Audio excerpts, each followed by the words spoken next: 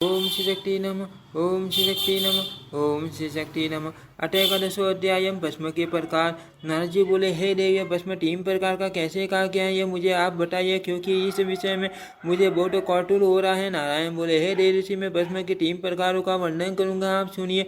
सुनिए, यह मान पापों को नष्ट करने वाला तथा विपुल कीर्ति प्रदान करने वाला है। जो गो में गोबर योनि से संपन्न अर्थात योनि से अलग होने के पूर्व हाथ पर ग्रहण कर लिया गया हो, उस योग में सद्योजात आदि ब्रह्म मंत्रों से दग्ध करने पर जो भस्म बनती है, उसे शांति भस्म कहा जाता है। जिन गोमयों को जमीन पर गिरने से पूर्व अंतरिक्ष में ही सावधानी पूर्वक हाथ पर ले लिया गया हो, उस गोमय को चरंग मंत्र से दग्ध करने पर जो भस्म बनती है, उसे पौष्टिक भस्म कहा गया है। हे देवी से अब इसके बाद कामर भस्म के विषय में सुनिए। प्रसाद मंत्र होम से दग्ध करने पर जो भस्म बनती है, उसे कामर भस्म कहा गया है।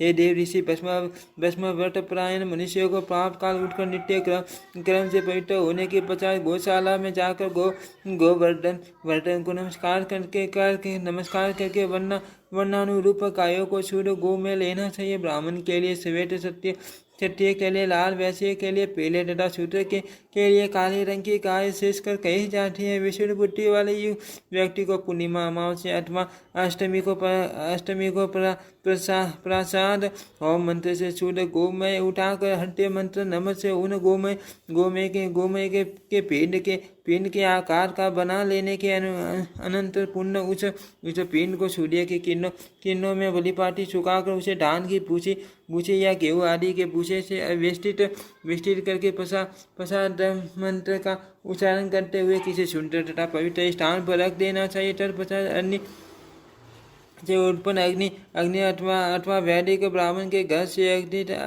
अग्नि लाकर सी बीज मंत्र से उस पिंड को अग्नि में डाल देना चाहिए। पुण्य बुद्धिमान मनुष्यों को चाहिए कि उस अग्निकुंज से भस्म निकाले और एक नया पात्र लेकर उसमें भस्म को प्रसाद मंत्र से रख दे। तत्पश्चात विशुद्ध बुद्धि वाले व्यक्ति को केवड़ा, गुलाब, खर्च, चंदन और केसर आदि विविध प्रकार के सुगंधित द्रव्यों को सद्योजात मंत्र से उस पात्र में स्थित भस्म में मिला लेना चाहिए। पहले जल स्नान करके उसके बाद ही भस्म स्नान करना चाहिए। यदि जल स्नान करने में किसी प्रकार की असमर्थता हो तो केवल भस्म स्नान ही करे। हाथ पैर धोकर ईशान मंत्र से सिर पर भस्म लगा करके तट पुरुष मंत्र से मुख पर, अघोर मंत्र से हट्टे पर, वामदेव मंत्र से नाभि पर भस्म लगाए। तदंतर सद्योजात मंत्र से शरीर के सभी अंगों पर भस्म लगाकर बुद्धिमान व्यक्ति को चाहिए कि पहले का धारण किया हुआ वस्त्र छोड़कर शुद्ध वस्त्र पहन ले। तत्पश्चात हाथ पैर धोकर आचमन करना चाहिए और यदि पूरे शरीर पर भस्म न लगा सके तो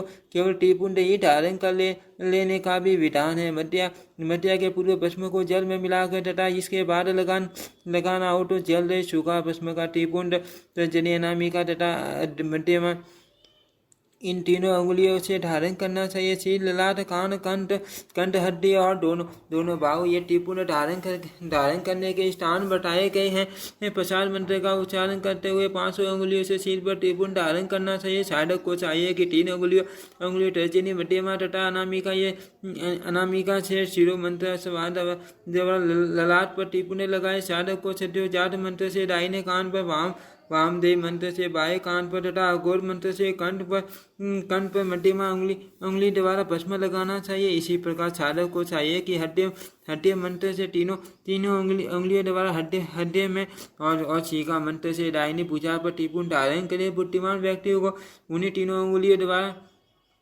द्वारा कवच मंत्र से बाई भुजा पर टीपुंड लगाना चाहिए और मध्यमा द्वारा ईशान सर्व विद्या नाम इस मंत्र से नाभि पर भस्म धारण करना चाहिए। ये तीनों रेखाएं ब्रह्मा, विष्णु तथा महेश्वर का स्वरूप मानी गई है। टीपुंड की पहली रेखा ब्रह्मा, उसके बाद वाली रेखा विष्णु तथा उसके ऊपर वाली रेखा महेश्वर का स्वरूप है। एक उंगली मध्यमा से जो भस्म लगाई जाती है। उच्च रेखा के देवता ईश्वर हैं।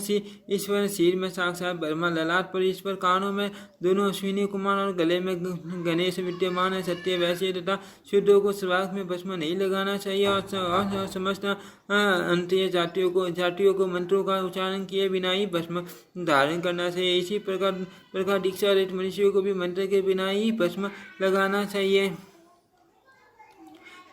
इति श्रीमद्देवी भागवते महापुराणे अष्टादशशास्त्रायां संहितायां एकादशस्कन्धे त्रिविध भस्माहात्म्य वर्णनम् एकादशोऽध्यायः। ओम श्री शक्ति नमः। ओम श्री शक्ति नमः। ओम श्री शक्ति।